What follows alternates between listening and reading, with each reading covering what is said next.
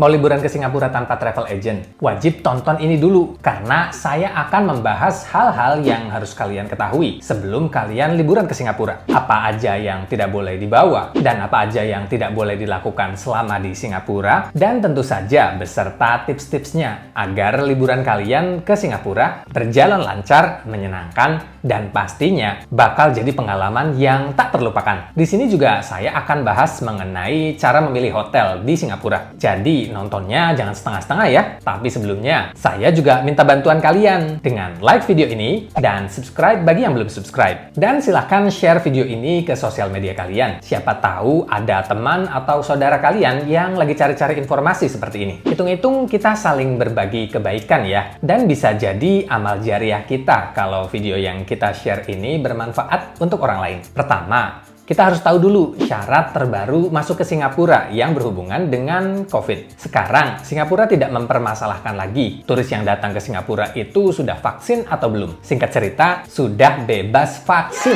Dan setidaknya, paspor kita juga masih aktif minimal 6 bulan setibanya kita di Singapura. Saya sudah membuat video tentang persyaratan terbaru masuk ke Singapura di tahun 2023. Kalian bisa cek linknya di deskripsi ya. Berikutnya, tentang pemilihan hotel. Nyari hotel murah di Singapura itu butuh waktu dan kesabaran ya. Bahkan untuk standarnya kita, bisa dibilang hotel-hotel di sana itu mahal. Di Bangkok, Thailand aja misalnya, kita masih bisa dapetin harga hotel di angka 150 ribuan per kamar, bukan per orang dengan sharing bedroom atau kapsul hotel. Sedangkan di Singapura, setidaknya 1 juta ke atas lah untuk dapetin harga kamar yang private, bukan sharing yang sempit banget. Kawasan Marina Bay itu tourist attraction centernya Singapura ya. Rata-rata orang pasti bakal pilih hotel yang dekat di area situ. Dan semakin dekat dengan area Marina Bay itu, harga hotel juga semakin mahal. Tapi tenang, di sekitar situ juga banyak hotel-hotel untuk para backpacker atau hotel kapsul, di mana kita harus sharing kamar dengan traveler lainnya.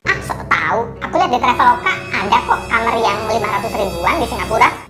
Kalau kita lihat harga hotel di Traveloka contohnya, oke, ada harga hotel yang 500 ribuan. Tapi pas kita klik pilih kamar, ternyata itu harga per orang untuk kamar sharing dengan 3 atau 5 orang lainnya. Yang mana kalau kita travelingnya sendirian atau kalian itu tipe orang yang supel, nggak masalah sharing kamar dengan orang asing misalnya. Oke-oke aja sih ambil penginapan yang seperti ini. Tapi kalau kalian itu perginya bareng istri, keluarga, atau teman-teman, saya saranin baiknya ambil hotel yang harganya 1 jutaan deh. Selain kamarnya private, nggak sharing dengan orang-orang yang nggak kita kenal, kamar mandinya juga private dan harganya juga bisa dibagi 2 dengan teman atau saudara atau keluarga kalian. Jatuhnya sama aja ya, bahkan lebih enak karena kalian nggak perlu sharing dengan orang-orang yang nggak kalian kenal dan bisa beristirahat nyaman karena mungkin terhindar dari orang-orang yang kadang nggak tahu diri ya. Udah tahu itu sharing bedroom, malah main game atau nyetel YouTube di loudspeaker. Yang ada bukannya kalian itu melepas penat setelah seharian jalan, ini malah nggak bisa tidur dan besoknya yang harusnya kalian itu jelajah dengan kondisi badan fit, ini malah uring-uringan karena malamnya nggak bisa tidur karena terganggu. Tips cari hotel di Singapura, coba deh cari hotel yang agak sedikit jauh dari Marina Bay karena harganya biasanya sedikit lebih murah dengan fasilitas yang sedikit lebih memadai. Tapi pastikan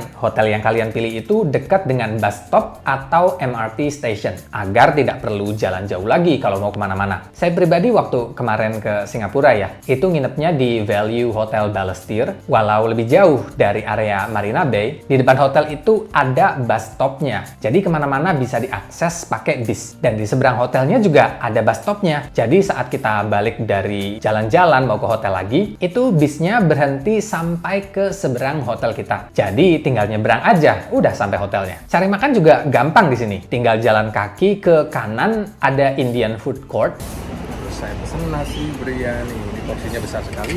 Segini 7,5 dolar. Sekitar 80 ribuan lah. Tapi ini sudah sama teh panas ya. Kalau mau lebih murah lagi, tinggal jalan sedikit ke kanan dari pertigaan itu karena ada namanya Whampoa Food Center kalau nggak salah. Kayak pasar sih, tapi makanannya itu lebih murah dan pilihannya banyak bagi yang nggak masalah ya dengan makanan yang non-halal. Tapi ada kok menu masakan Malaysia yang halal dengan harga 3,5 dolar per porsinya. Sekedar informasi, rata-rata hotel di Singapura itu nggak ada sarapannya ya. Berikutnya, Pakaian. Kalau kita ke Singapura, jangan pakai baju tebal, jaket, apalagi hoodie yang tebal. Tujuan kita itu ke Singapura, bukan ke Kutub Utara. Dan Singapura itu panas banget dengan kelembaban udara yang tinggi, karena letaknya yang dekat dengan garis khatulistiwa. Walau kadang hujan, tapi tetap aja ya, rasanya itu kayak panas sama lengket gitu loh. Jadi baiknya bawa pakaian yang nyaman dan mudah kering kalau keringetan. Dan hindari juga warna-warna yang gelap agar tidak kepanasan. Jangan lupa juga bawa sendal, karena saya pribadi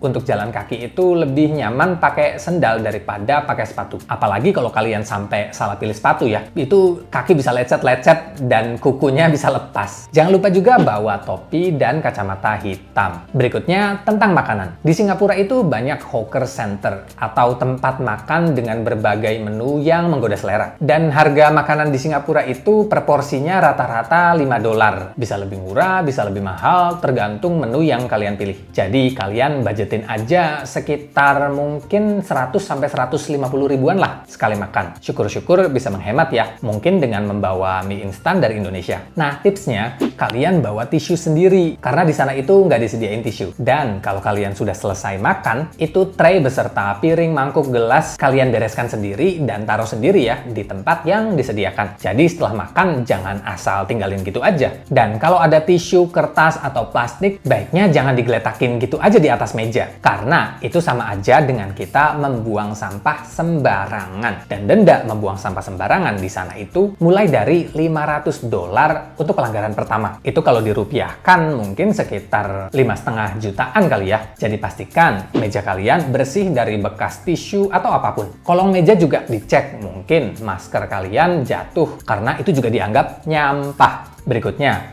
kalau kalian perginya itu sendirian, mungkin naik bis atau MRT itu lebih murah ya. Tapi kalau perginya bergrup, sebaiknya pakai Grab aja atau pakai taksi. Karena selain biasanya jatuhnya itu harganya lebih murah, karena harganya bisa dibagi dengan teman-teman kalian, kalian juga nggak perlu jalan jauh ke bus stop atau ke stasiun MRT-nya. Dan juga mungkin jarak dari MRT ke lokasi tujuannya itu juga jauh. Berikutnya, air botol kemasan di Singapura itu mahal. Biasanya harganya itu $1 atau $1,5, yang kalau dirupiahin itu sekitar 10-15 ribu rupiah untuk yang 500 ml. Saran saya, beli air minum kemasan botol yang lebih besar, yang 1 literan. Kadang kalau kita beli di toko kelontong, itu ada yang beli 2 gratis 1, atau kalau beli 2 harganya lebih murah. Nah, nanti botol besar itu nggak perlu kita bawa ya, kalau misalnya kita mau jalan-jalan, karena pasti berat dan nggak praktis aja. Tapi kita nanti tuangin airnya ke botol yang lebih kecil, atau ke botol yang kita bawa dari rumah. Jadi saat kita jalan-jalan, itu nggak perlu beli air minum lagi, karena pasti kita dehidrasi ya, dengan cuaca Singapura yang panas banget dan lembab, dan kita juga jalan kaki dari satu tempat ke tempat lainnya. Berikutnya tentang apa aja yang nggak boleh dibawa ke Singapura. Jangan bawa rokok atau produk vaping kalau kita mau liburan ke Singapura. Denda dan sanksinya itu berat kalau kita sampai kedapatan bawa rokok, tembakau, atau produk vaping ke Singapura. Dan Singapura itu negara yang ketat banget ya,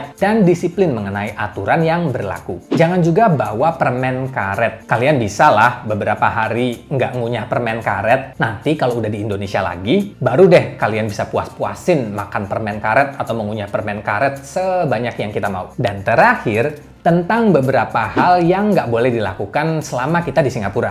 Mengunyah permen karet, meludah sembarangan, merokok, minum minuman beralkohol di tempat umum, buang sampah sembarangan, dan menyeberang jalan bukan pada zebra cross atau tempat penyeberangan jalan itu dilarang. Kalau di Indonesia kan ada tulisan dilarang parkir juga. Mobil-mobil dan motor tetap berjejer parkir tepat di bawah papan larangannya. Kalau di Singapura, jangan harap kalian bisa lolos dari denda dan sanksinya kalau sampai melanggar larangan-larangan ini. Jadi baiknya taati aturan yang ada. Selama kita mematuhi peraturan yang berlaku di negara tujuan, pasti liburan kita tidak akan ada kendala. Dan liburan kita bisa jadi momen yang paling berharga. Semoga informasi ini bermanfaat. Terima kasih sudah menonton dan sampai jumpa di video berikutnya.